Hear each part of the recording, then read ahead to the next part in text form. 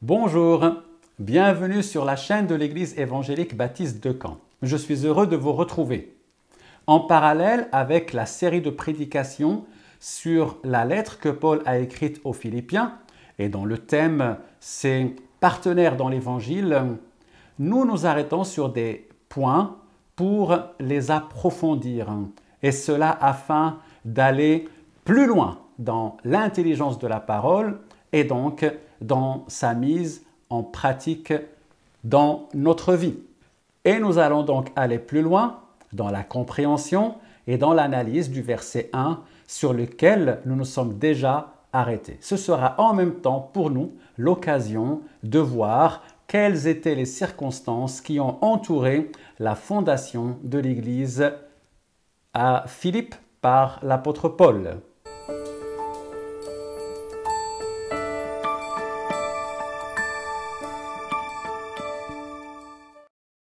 Commençons donc par la lecture du début de la lettre, c'est-à-dire la salutation, versets 1 et 2. Paul et Timothée, serviteurs de Jésus-Christ, à tous les saints en Jésus-Christ qui sont à Philippe, aux évêques et aux diacres. Que la grâce et la paix vous soient données de la part de Dieu notre Père et du Seigneur Jésus-Christ. Paul et Timothée se présentent au début comme serviteurs, ou plus exactement comme esclaves, voyant dans ce terme un honneur et un privilège pour eux parce qu'ils sont au service du Messie, le Christ. Et ce terme, appliqué à notre Seigneur Jésus, traduit aussi bien sa dignité que son origine divine. C'est ce que nous avons vu la dernière fois. Et Paul continue donc, après s'être présenté, en disant « à tous les saints en Jésus-Christ qui sont à Philippe ». Nous avons ici les destinataires. Paul écrit à tous les chrétiens qui se trouvaient dans la ville de Philippe. Vous remarquez que dans ce début de lettre, Paul n'emploie pas le mot « église » en parlant aux chrétiens. Il emploie plutôt un autre mot qui est le mot « saint ». Dans plusieurs églises, il emploie d'ailleurs ensemble le mot « église » et « saint ». Ici, en s'adressant aux Philippiens, il les désigne du terme « saint ». C'est un mot que Paul affectionne particulièrement. Il l'a employé pas moins de 43 fois. Et je voudrais vous donner quelques exemples dans les différentes lettres qu'il a écrites aux églises et aux chrétiens. Le premier emploi, nous le trouvons dans la lettre qu'il a écrite aux Corinthiens. La lettre qu'il a écrite aux Corinthiens, dès le début, Paul, appelé à être apôtre de Jésus-Christ par la volonté de Dieu, et le frère Sosthène, à l'église de Dieu qui est à Corinthe, à ceux qui ont été sanctifiés en Jésus-Christ, appelés à être saints, et à tous ceux qui invoquent en quelque lieu que ce soit le nom de notre Seigneur Jésus-Christ, leur Seigneur et le nôtre. Ici, Paul s'adresse aux chrétiens à Corinthe en disant « appelés à être saints ».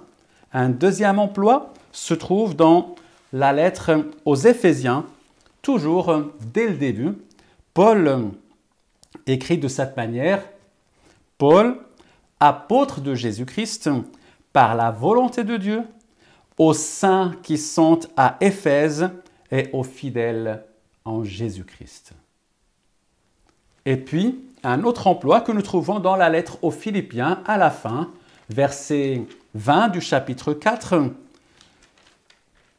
Philippiens 4, 20, Paul dit, 20 et 21, « À notre Dieu et Père soit la gloire au siècle des siècles. Amen.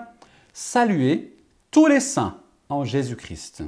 Les frères qui sont avec moi vous saluent. » Encore un autre emploi dans Colossiens chapitre 3, verset 12. Colossiens chapitre 3, verset 12. « Ainsi donc, comme des élus, saints et bien-aimés, saints et bien-aimés. Revêtez-vous de sentiments de compassion, de bonté, d'humilité, de douceur, de patience.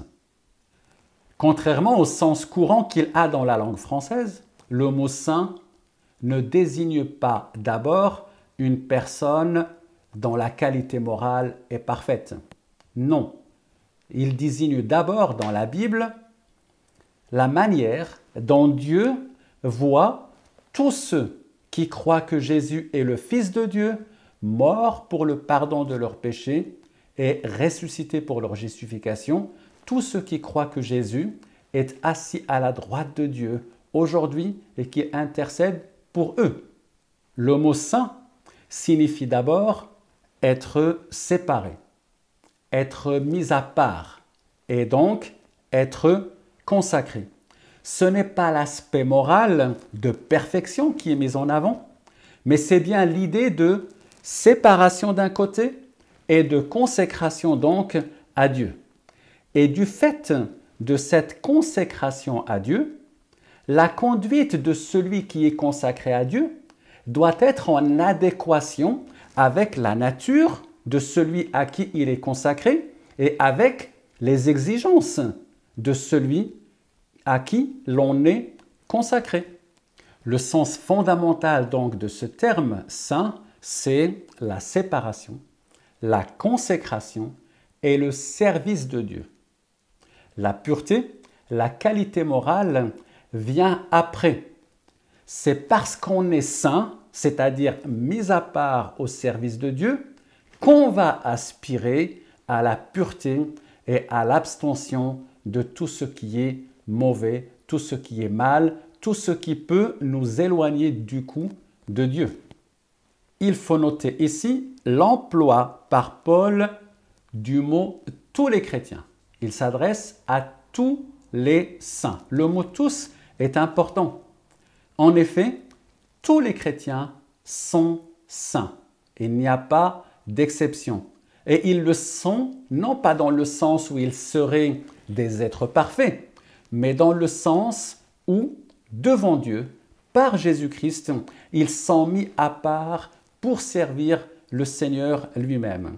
Car les chrétiens ne sont pas saints de manière absolue par eux-mêmes, mais ils sont saints en Jésus-Christ. Nous sommes saints dans le Christ Jésus. Et ça, c'est à noter de manière très importante. Le mot saint ne renvoie pas donc à quelques super chrétiens qui seraient absolument purs, absolument d'une conduite absolument parfaite, mais il renvoie en réalité à tous les chrétiens qui confessent Jésus-Christ comme leur Seigneur et comme leur Sauveur. Nous sommes saints en Jésus-Christ.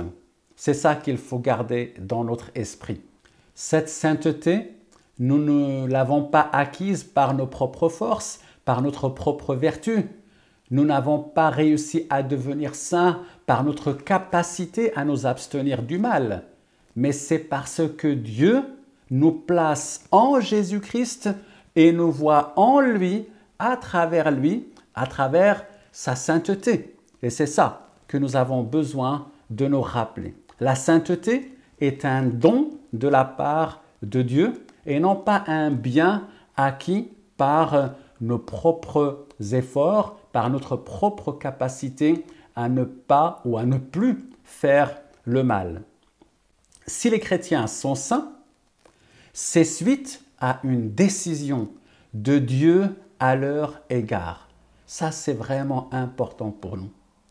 C'est Dieu qui envoie son Esprit Saint afin que cet Esprit de Dieu fasse son habitation en nous et par sa présence dans notre vie, il nous sanctifie en nous mettant à part et donc en faisant œuvre dans notre vie afin que notre séparation d'avec le mal devienne aussi une transformation par sa présence en nous de notre propre vie à la gloire de Dieu.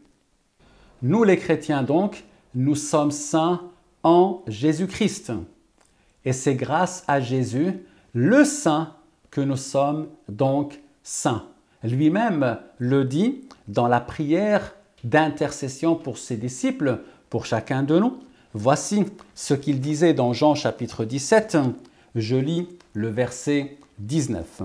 « Et je me sanctifie moi-même pour eux, afin qu'eux aussi soient sanctifiés par la vérité. » Si nous sommes saints, c'est en vertu de celui qui est vraiment le saint. Vous savez, les débuts du livre des Actes insistent beaucoup sur cet aspect de la personne de notre Seigneur Jésus-Christ. Et l'un des titres qu'on lui attribue dans les 4 ou 5 premiers chapitres de Actes, c'est justement le saint et le juste.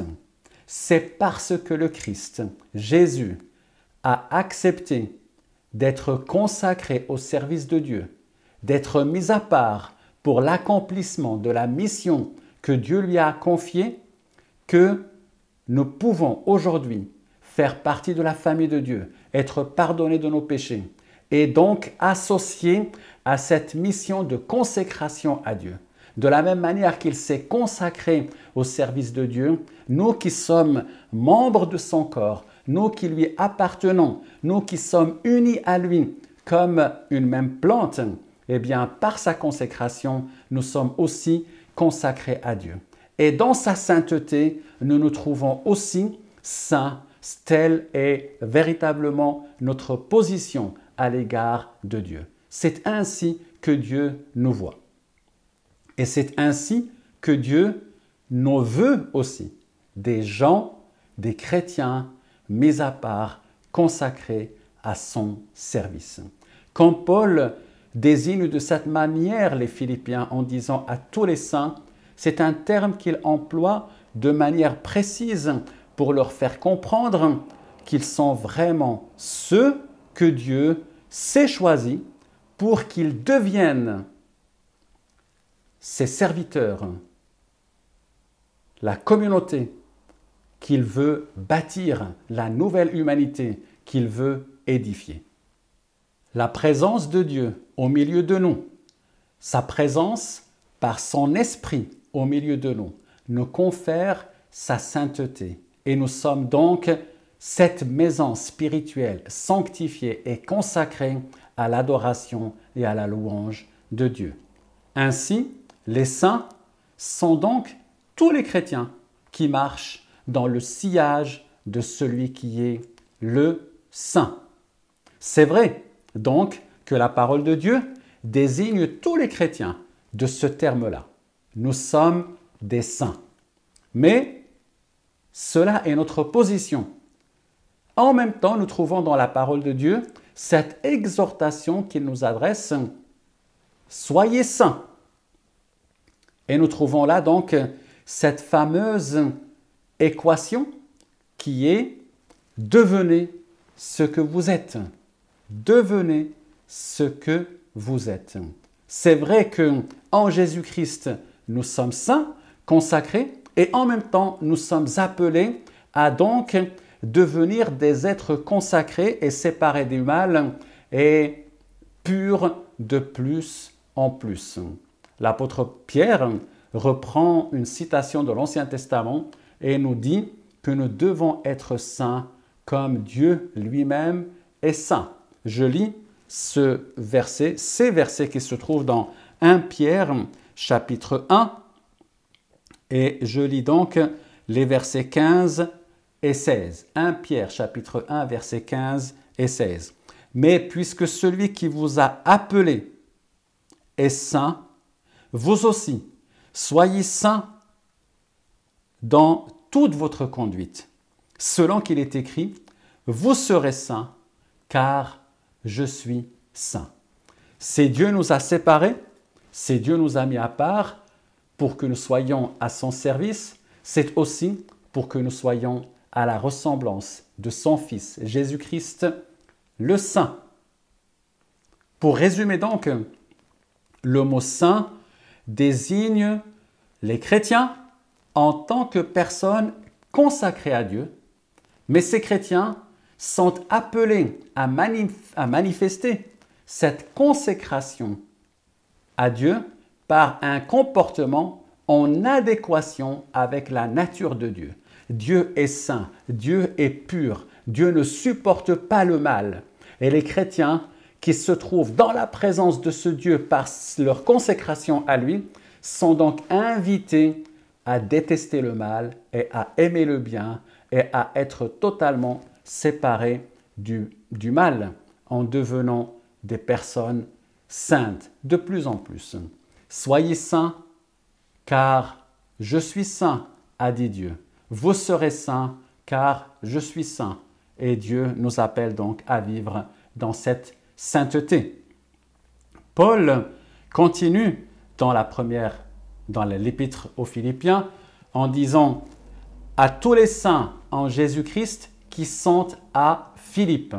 Et nous avons ici l'indication de la ville dans laquelle se trouvaient les premiers chrétiens. C'est lors de son deuxième voyage missionnaire que l'apôtre Paul va fonder l'église de Philippe. Et il est certain que la main de Dieu était avec lui pour le conduire vers des hommes et des femmes qui avaient vraiment soif de rencontrer Dieu et de recevoir la bonne nouvelle. Et comme vous pouvez le découvrir en lisant le chapitre 16 du livre des Actes, vous verrez que Paul voulait annoncer l'évangile en Asie, c'est-à-dire l'actuelle Turquie, mais il en a été empêché par 2 fois. Et en plus, il va avoir une vision. Une vision, nous lisons au verset 9 d'Actes 16. Pendant la nuit, Paul eut une vision. Un Macédonien lui apparut et lui fit cette prière. « Passe en Macédoine, secours-nous » Après cette vision de Paul, il va y avoir donc la traversée de la mer et ils vont arriver à Néapolis et marcher à peu près 11 km avant d'arriver à la ville de Philippe. Et là, ils vont rencontrer des hommes et des femmes qui étaient soit dans l'esclavage du péché, soit dans l'esclavage de démons et qui avaient besoin de libération, soit totalement perdus et à la recherche de salut. Et Paul va donc annoncer l'évangile à toutes ces personnes-là. Et la toute première personne qui va se convertir, c'est Lydie. Lydie est la première chrétienne d'Europe. Cette femme était une patronne. Elle avait une entreprise de textile, marchande de pourpre. Mais vous voyez, cette femme va se retrouver en même temps qu'une esclave qui était possédée et que Paul va libérer. Et il va y avoir encore le geôlier qui va se convertir une fois que la prison, les portes de la prison se sont écroulées et que ce geôlier avait cru que Paul s'était échappé avec Silas et qu'il allait se donner la mort. Paul l'a arrêté et le geôlier a vu et a compris que la prédication de Paul était vraiment la véritable prédication. Et donc, il va se convertir, lui et sa famille, et ça va devenir le noyau de la première église. Bien sûr, il y avait d'autres personnes qui se sont converties. Mais ce qui est étonnant, c'est que là, vous avez des gens de divers horizons qui n'auraient jamais été mis ensemble. Une esclave, une marchande de pourpre, et puis vous avez un geôlier avec sa famille et d'autres personnes encore. Et là, nous avons le miracle de l'Évangile. Des hommes et des femmes d'horizons différents, de niveaux sociaux différents, qui n'auraient jamais pu être unis ensemble et ils vont l'être. Ils vont devenir partenaires dans l'Évangile. Et ça, c'est le miracle de l'Évangile, c'est le miracle de Jésus-Christ qui est capable d'unir des hommes et des femmes de tous horizons, de tous milieux sociaux, de toute origine. Et sa volonté, c'est que ces hommes et ces femmes soient une église, des saints en Jésus-Christ. Voilà, je vous dis donc à bientôt pour la suite et que le Seigneur vous garde. Au revoir.